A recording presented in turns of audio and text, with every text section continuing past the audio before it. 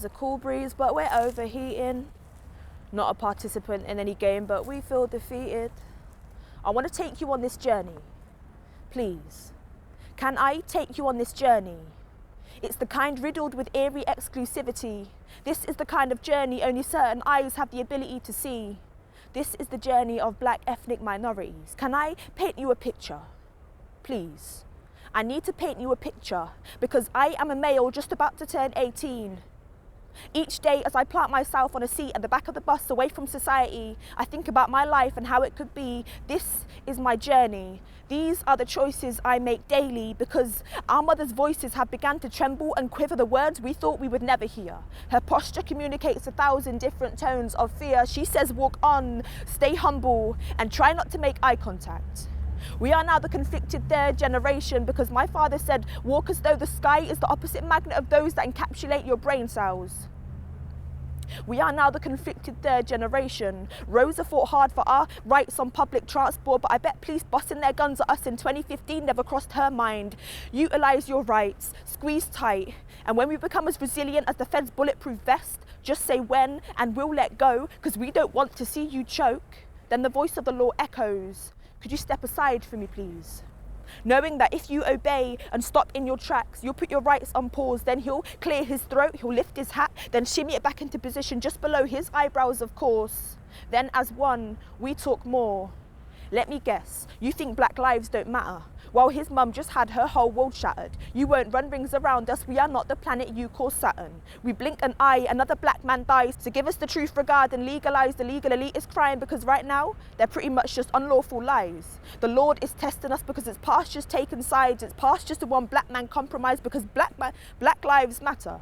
We know that power is disguised as a need to protect.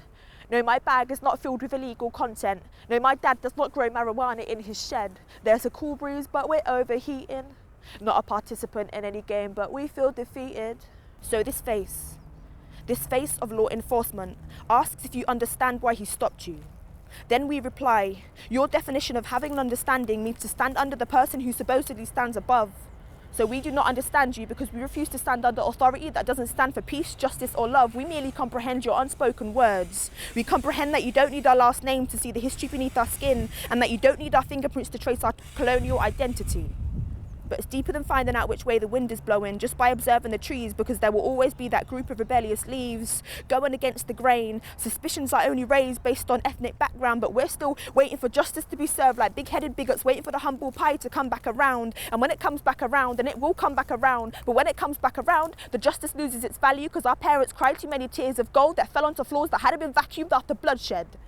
Stop and search is an intricate system in itself, where black men are 28 times more likely to be stopped and searched under Section 60 with no suspicion of involvement in any crime, so stepping out of line just became a little bit more than risky.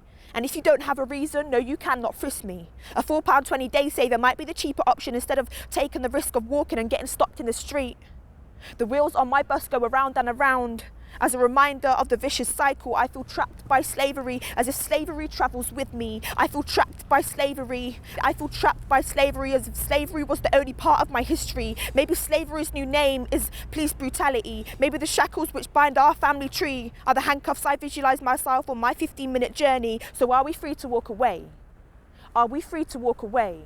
On what grounds are we being detained? Are we free to walk away, or are we still chained to the system and its superficial idealistic constraints? I just wanted our mothers' voices to speak 1,000 tones of boldness again. I pressed the bell because my stop's next. I just wanted to let you know that this is the sound, kind of like the alarm bells in my head when I'm face to face with the feds.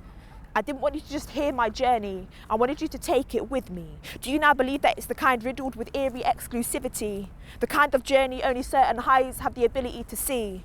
The journey of black ethnic minorities?